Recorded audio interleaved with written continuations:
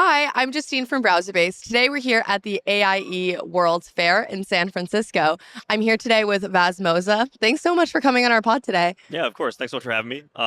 It's really great to be here. Obviously, I've been an avid user of BrowserBase and hear great things about you guys. Vaz is here from Varick Agents. You guys have done awesome work with helping enterprise companies ship agents into production. Can you tell me a bit about what you guys do? Yeah, so I think the issue with enterprise today is that, they know they can benefit from AI, but they have a really tough time going about it. On one hand, you have your consulting shops that offer, a slide deck and a strategy for 8 figures. On the other hand, you have point solutions like agentic SaaS that really kind of transform one part of the puzzle, but not the entire department, not the entire company. So what we do and we think we do best is we go deep into a company to extract exactly how the department runs today. And then we'll build agents that are bespoke for that client that really do transform the entire department or the entire company, not just an individual workflow. So end-to-end department-wide transformation for your company. And then we start with one department and expand to the next. Awesome. What are you doing here at AIE today? Are you sharing, what your company is doing, a certain topic that you care about? Yeah, so we're actually speaking about the AI forward deployed engineering motion that we have. Obviously, given the nature of our business, it's extremely difficult to work with 100 clients at once, right? Because we Yeah. do go very deep and we spend a lot of time with each one. So as a result of that, what we're doing is we're building an AI forward deployed engineer, which goes into companies, extracts the business context, and then actually spins up agents on top of our Varick OS platform that allows us to scale up more without the additional headcount. Can you tell us where like AI agents sit in your current platform and your stack? Is it in orchestration, production? How do agents weave into your platform? It is everywhere. Yeah. I think that, at the moment, it is primarily in gathering business context and creating the workflows that are at least a V1 of what, matters most to the client, what moves the needle for them. But eventually, we do want to have agents that are operating every single internal process at our company, right? We want to be the Varick agents for Varick agents, kind of automating everything, every single thing that we can. We just haven't had time to do that yet because it's been so busy. Yeah, I mean, agents are everywhere now, and agents can do, human tasks for us and operate in our enterprises, but often they're missing like the human context to be able to know exactly what that enterprise needs. I think Varick has done an awesome job understanding those business needs. Can you walk us through how you guys think about gathering those business contexts, and how your agents tackle those? Yeah. So, and I'll actually be speaking about this later today, but I think the biggest thing that goes overlooked is if you want to get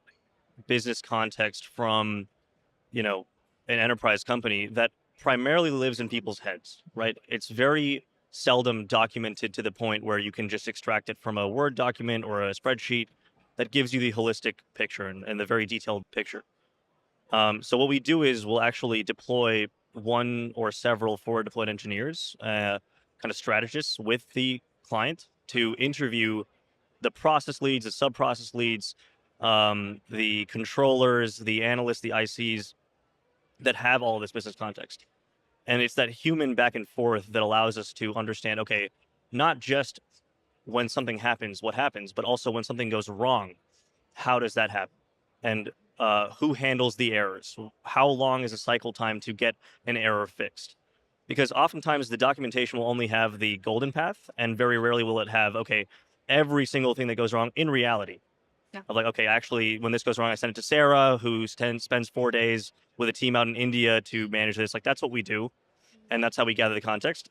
The forward deployed engineering agent allows us to analyze that more systematically in a way that makes sense for our platform to then build the agents. hmm So if I'm understanding correctly, the forward deployed engineer goes into those companies, finds out exactly what they want, and then ships more agents in production. How do you decide like when that agent is like fully ready to ship? And like how do you evaluate, how it's using computer use or browser use to be able to do these actions in enterprise context? Yeah. So we ensure, obviously, I'm sure you know this, agents and the issue with agents is that if you don't have a very robust way of testing, they will fail every single time.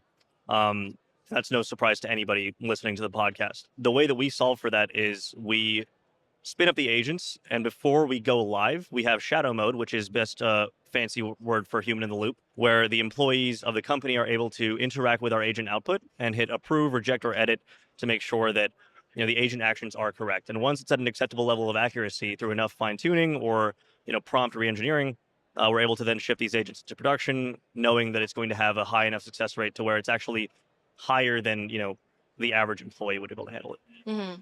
And kind of on the note of failure, I think a lot of a lot of companies right now, maybe they're like not too technically forward.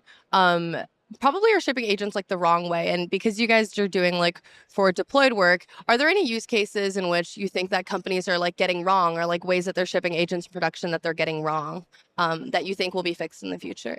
Great question.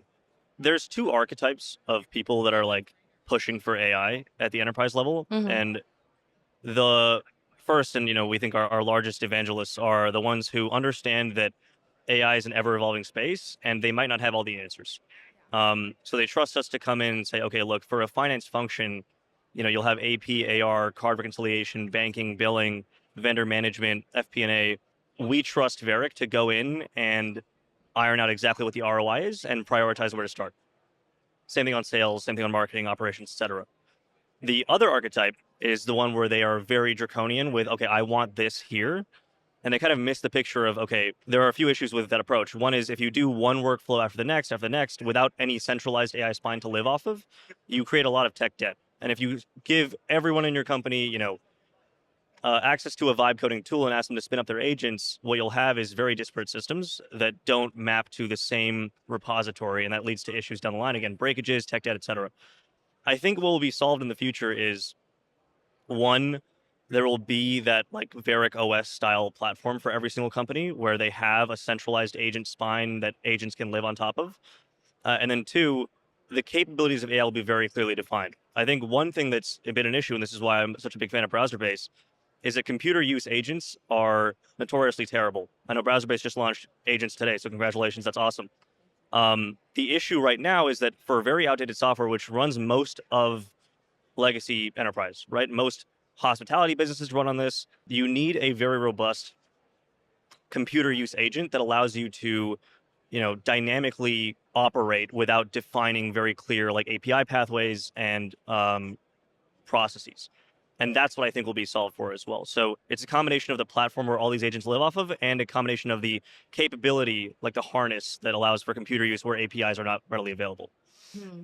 Yeah, I think with the development of like computer use, browser use, and all these technologies, all these enterprise companies can definitely get quite creative with their uses of AI agents. What's like a use case you've seen, or something that you think like with today's technology you think is like the coolest use case, or your favorite? The most interesting that we actually created for a company was a multi-system like analyst agent. It was for a hedge funds like style company. The sub-agent architecture that allows us to spin off analyst agents and then reconcile that very quickly in a fashion that is, on one hand broad enough to not give you the same deterministic output, but also structured enough that it made sense the way that the analysts were doing it today. Like it really did mimic that pattern. Was the coolest project that we worked on. That was fun. Wait, very cool. It's awesome that you get to like interact with these like hedge funds. Like find them to be like not super tech forward to like change. A lot of our clients are luckily like tech forward enough to where they're very excited, even if Yeah, they are on like kind of outdated systems, yeah. but it's been very exciting for that reason.